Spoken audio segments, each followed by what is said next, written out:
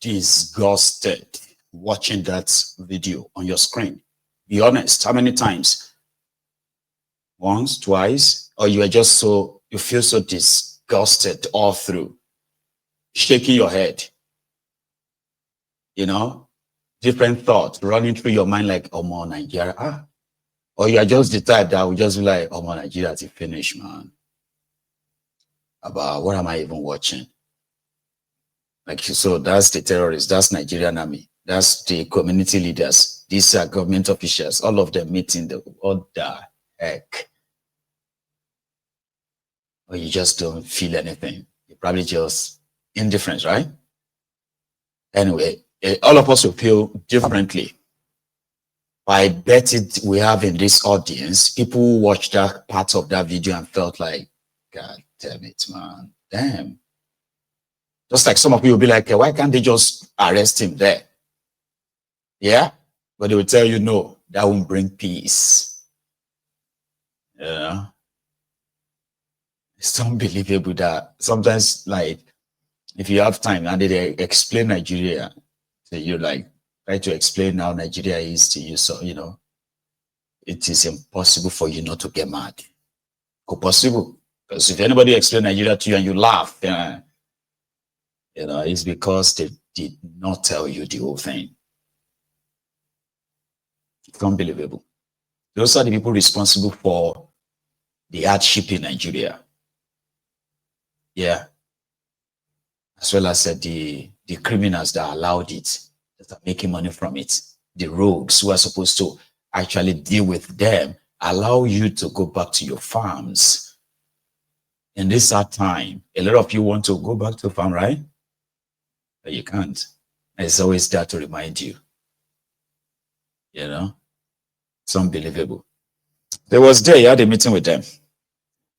And then they did the closing prayer after that, and he went on back to his business. So if you want them to stop kidnapping you, then you must stop calling them terrorists. Maybe call them Uncle Bandits or, Satero. Something, I don't know, like something fancy that won't make them angry. And maybe they will then stop kidnapping you. Just like the Ministry of Agriculture is now organizing, wow, Nigeria. Wait, that's why I said that if they explain Nigeria to you and you understand it and you're not mad, you know, explain it well. And we are competing with armed robbers and the bandits to recruit from the youths who are unemployed. 33% unemployed.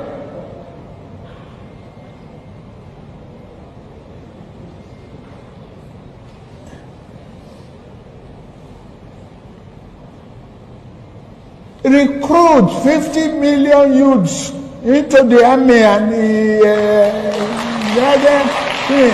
take away from their recruitment source. What they will eat? Cassava, àgbàdo, corn in the morning, yam in the afternoon. It's growing here. You create demand and consumption.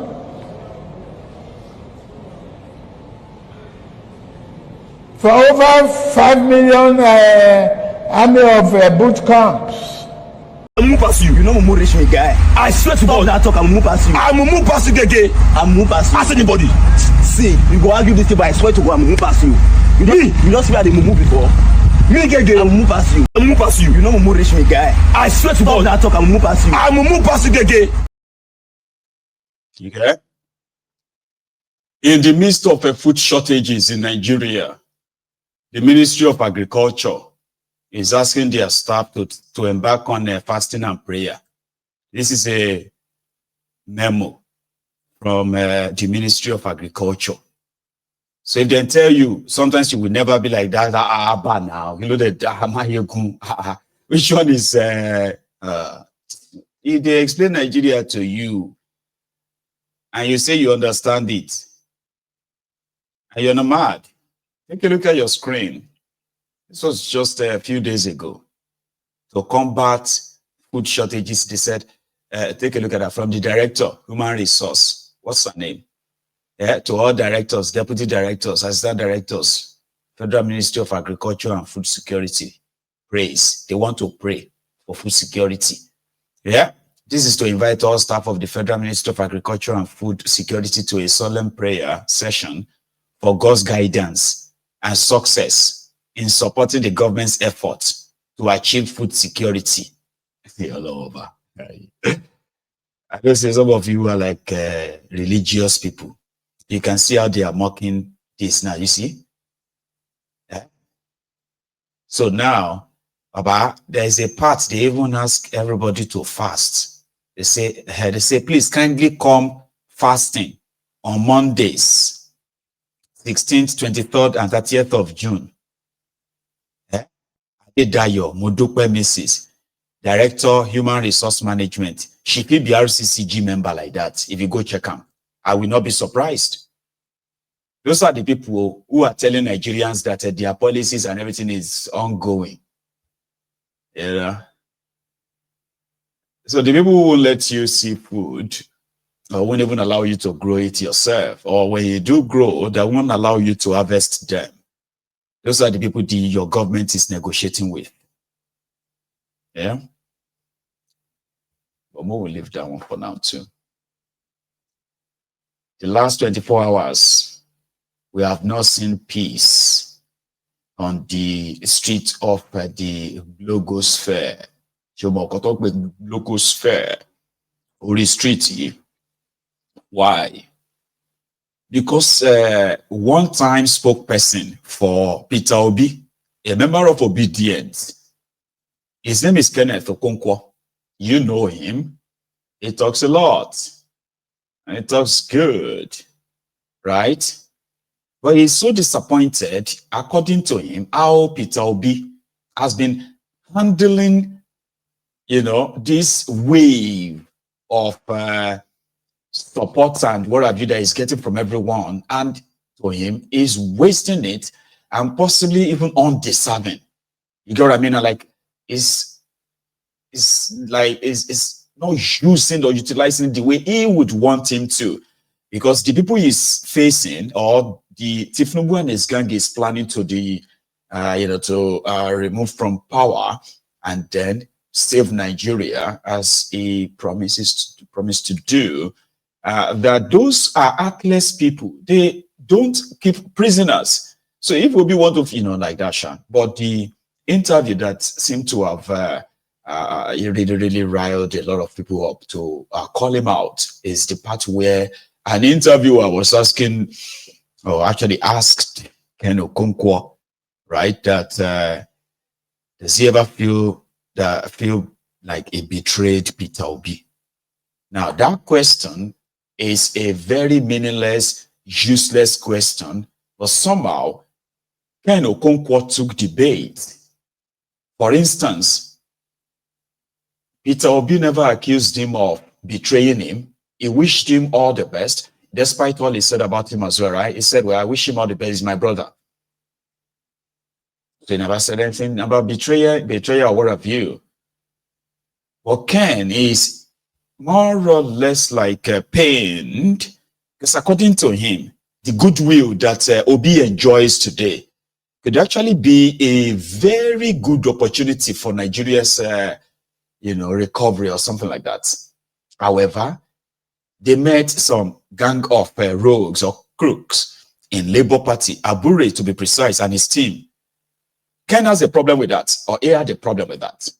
Then he raised this concern, and his own problem with them was that they were so corrupt that they can easily be compromised and used to derail whatever, political tsunami that Peter Obi is leading. And he's right, if you have to give that to him, because he's right. But going so far enough to then conjure things up to, well, I can't explain that, but people have been reacting. Have you seen the interview?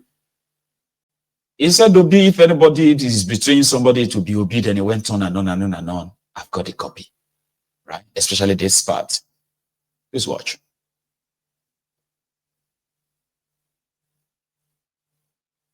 If there is anybody that betrayed the other, I can say it emphatically that Peter Obi betrayed me. Peter Obi that said that, after a little while, they went and lied to Peter Obi that INEC has accepted them. That was a lie they told him. And then Peter Obi surreptitiously went back to them. And I'm like, sir, you have made a public statement on integrity. Even if INEC has accepted these people, that is not a criterion for you to go back and start dealing with them. Because these people have shown that they are not democratic. If you go back to them, they will destroy your political career. And everything you have said about integrity and everything will die. That these people are now agents in the hand of the government to destabilize you. That you should not try it. And that since you have made a public statement and we have started acting on it, if we go back, it's going to affect our integrity. Me, I don't go back. Because not only that you said it, it is true that what they did was absolutely illegal and unconstitutional. If you go back to them, I will not go back to you. I will not go back with you. And you know what? I called all the people that were in the inner circle and told them the same. Look at what our guy is trying to do. He wants to go back with the Abure people. If he does it, he's not going to go back with me. Because I do not swallow back my words. And after saying all those things,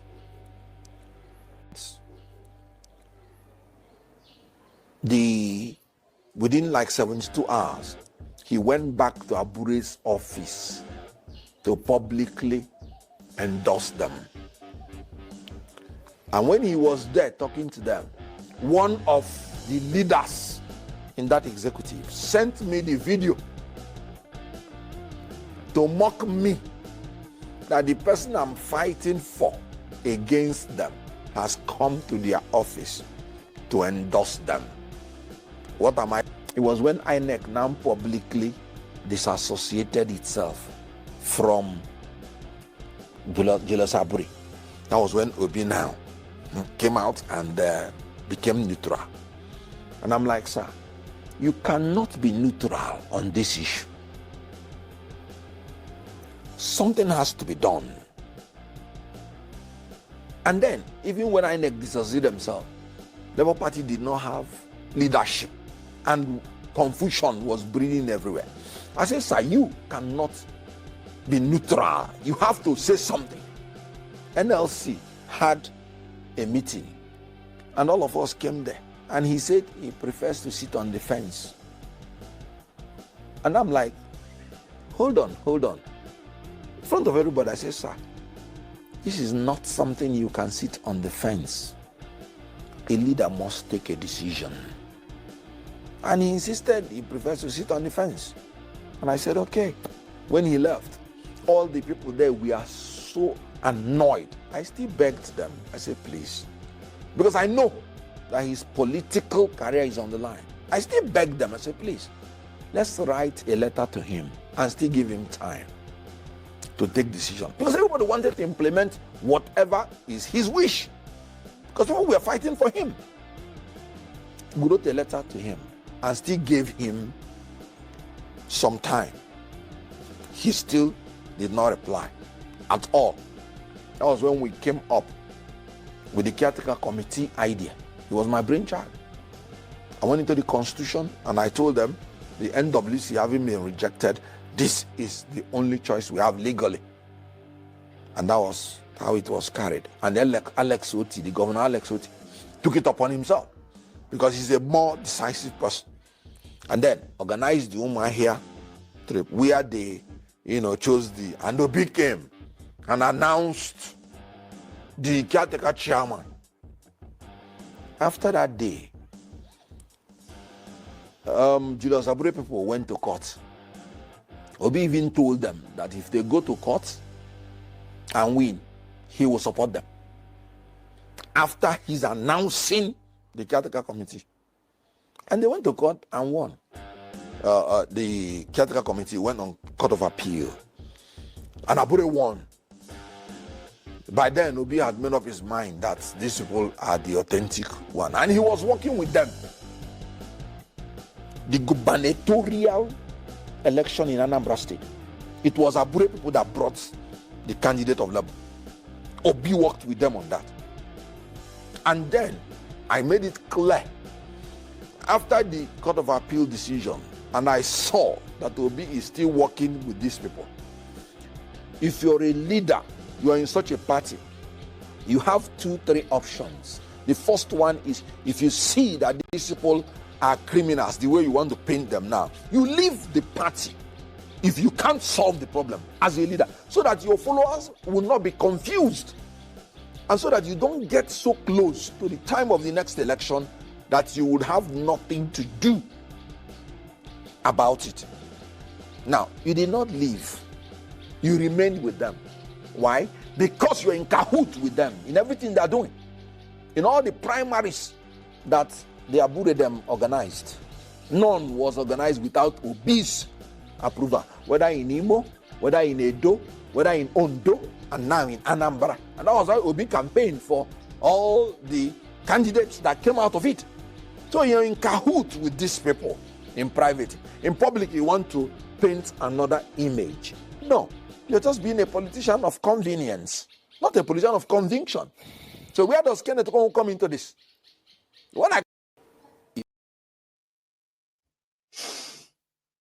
So, I am not a member of Labour or wherever you're obedient.